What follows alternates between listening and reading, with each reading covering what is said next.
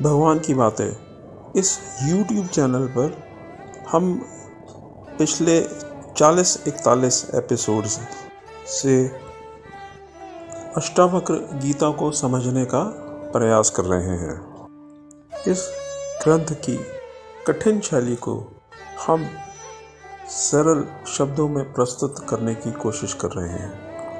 इस ग्रंथ को समझने के लिए हमने प्रकरण आदि बातों को समझने के लिए और प्रमाणिक ग्रंथों का सहारा भी लिया है, जिसमें कि भगवत गीता, कुछ उपनिषद आदि भी हैं। अभी तक हमने जो भी वार्ता करी है वो सिस्टमैटिक वे में नहीं करी है। जहाँ से हमें लगा कि आपको कुछ बताना ज़रूरी है, वहीं से हमने रेलेवेंट टेक्स्ट को उठाया और यहाँ पे उसे सरल शब्दों में प्रस्तुत करने की कोशिश की। इस महान ग्रंथ में अष्टावक्र अपने शिष्य जनक जी को आत्मा के संबंध में कुछ उपदेश दे रहे हैं। आज हम उसी ज्ञान को आपके समक्ष प्रस्तुत करने की कोशिश करेंगे। राजा जनक ने एक प्रश्न किया था कि संसार बंधन से कैसे मुक्त हो सकता है और जन्म मरण रूपी संसार से कैसे छूटा जा सकता है। गुरु अष्टावक्र बोले, हे राजन, यदि तुम संसार से मुक्त होने की इच्छा रखते हो तो अपनी इन 5 ज्ञानेंद्रियों से यानी चक्षु, रसना आदि से शब्द, स्पर्श आदि 5 विषयों को तुम भोगना बंद कर दो। उनका तुम विष की तरह त्याग कर दो, क्योंकि जैसे विष खाने से पुरुष मर जाता है, उसी तरह इन विषयों के भोगने से भी संसार चक्र रूपी मृत्यु को प्राप्त होता है। इसलिए मुमुक्षु को इन संसार के भोगों में विषयासक्ति हटानी चाहिए, यानी वैराग उत्पन्न करना चाहिए। मोक्ष की इच्छा भी तभी प्रबल होगी जबकि मन में वैराग की तीव्रता उत्पन्न होगी। वैराग, जैसे पहले भी कहा हमने, कि इस संसार में ना किसी वस्तु से राग हो और ना किसी वस्तु से द्वेष हो, बल्कि ये संसार उपेक्ष हो जाए तो उस अवस्था को हम वैराग कहेंगे। ऐसा शास्त्रों में आया है कि इस संसार से पूर्ण वैराग तो आत्मज्ञान के बाद ही होता है। उससे पहले करीब 40-50% वैराग्य भी इस संसार से हो जाए तो इस जीव का काम बन जाता है। इतने से वैराग से ही इस जीव का संसार से मोह कम हो जाता है। इसकी दृष्टि में संसार दुखात्मक भी हो जाता है और साथ ही साथ भ्रमात्मक भी। अगर संसार सुखात्मक नहीं प्रतीत होगा, तब भी अगर यह सत्य प्रतीत होगा तो भी इसमें राग और द्वेष की भावना बनी ही रहेगी। जब संसार दुख रूप प्रतीत होने लगे और साथ ही साथ भ्रमात्मक भी प्रतीत होने लगे, तभी संसार से मन हटेगा, अन्यथा नहीं हटेगा। एक दृष्टांत लेते हैं। कुछ अंधेरा हो और कुछ उजाला हो।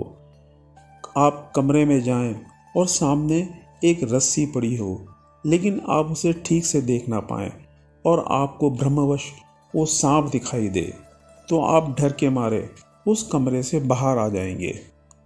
उस रस्सी को 3 तरह से देखा जा सकता है। पूरा उजाला हो तो आपको रस्सी रस्सी ही दिखाई देगी, लेकिन अगर पूरा उजाला ना हो, पूरा अंधेरा भी ना हो, तब वह रस्सी आपको भ्रम से सांप सर्प रूप दिखाई दे सकती है। और अगर पूरी तरह से वहाँ अंधेरा हो जाए तो आपको ना तो वो रस्सी दिखाई देगी और ना ही वो सर्प दिखाई देगा।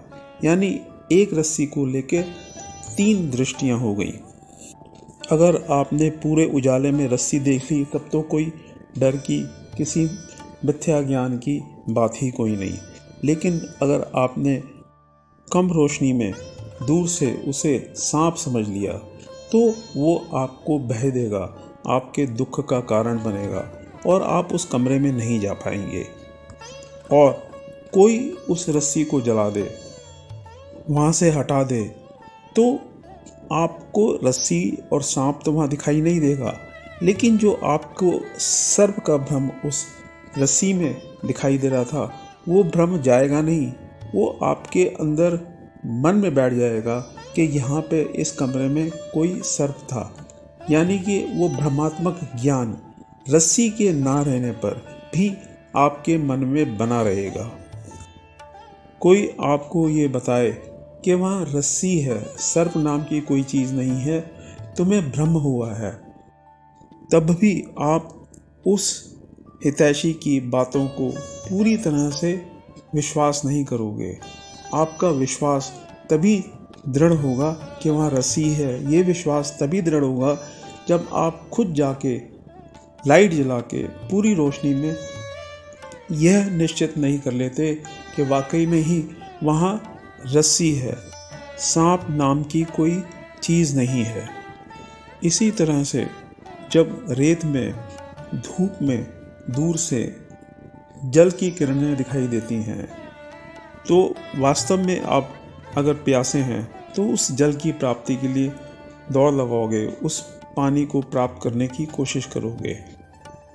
परंतु 2-4 बार की कोशिश करने के बाद आपको ये स्पष्ट हो जाएगा कि जो पानी वहाँ दिखाई दे रहा है वास्तव में वो है नहीं, एक भ्रम ही है।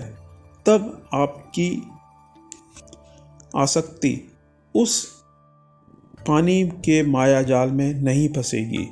आपको ये स्पष्ट हो जाएगा कि जो पानी दिखाई दे रहा है वो भ्रमात्मक है, उससे मेरे प्यास की निवृत्ति नहीं हो सकती।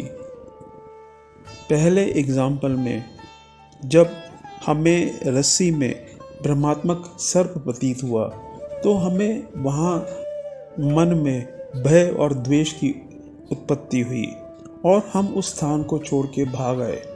दूसरे एग्जाम्पल में जहाँ हमें रेत में पानी दिखाई दिया तब हमें वहाँ राग की उत्पत्ति हुई क्योंकि हमें जल की आवश्यकता थी।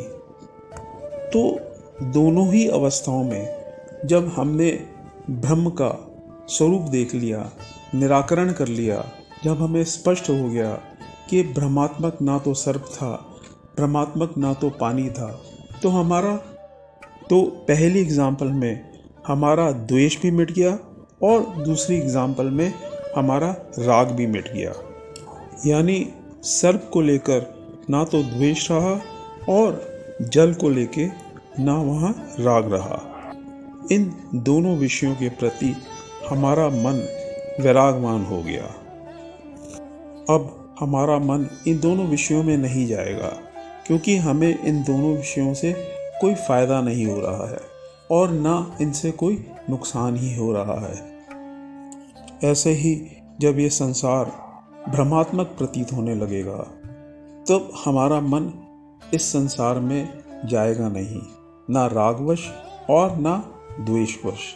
इसका सीधा सीधा एग्जाम्पल लेते हैं स्वप्नों का। स्वप्न में पूरा संसार खड़ा होता है और स्वप्न में जो विषय होते हैं उनमें हमारा राग भी हो जाता है और कुछ में द्वेष भी हो जाता है। हम सपने में कई बार डर भी जाते हैं और कभी सपने में हमें कोई लाभ होता है, पैसे मिलते हैं, शादी हो रही है, हमने गाड़ी खरीद ली। इन सब बातों से हमारे मन में राग भी उत्पन्न होता है, प्रसन्नता भी उत्पन्न होती है। लेकिन जागने के बाद हमें समझ में आ जाता है कि जो हमें सुख और दुख सपनों में मिला वो सब मिथ्या था। ना वहाँ कोई विषय था दुख देने के लिए, ना वहाँ कोई विषय था सुख देने के लिए। तो जागृत अवस्था में हम थोड़े समय बाद उस स्वप्न को भूल जाते हैं। उसके उन स्वप्निक विषयों से ना तो हम राग करते हैं ना द्वेष करते हैं। उस पूरे संसार से ही जो हमारे मन में खड़ा हो गया था हमें कुछ लेना देना नहीं रह जाता है। उस समय हमारे मन की स्थिति उस स्वप्न को लेके विराग युक्त हो जाती है, यानी ना तो राग और ना द्वेष। इसलिए हम उस स्वप्न की ना तो चर्चा करते हैं, ना उसको कभी याद ही करते हैं। ऐसे ही संसार में ये पूरी तरह से जब तक समझ में नहीं आएगा कि ये संसार भी स्वप्न की तरह है, माया मात्र है, मिथ्या ही है, लेकिन ये समझना थोड़ा कठिन है।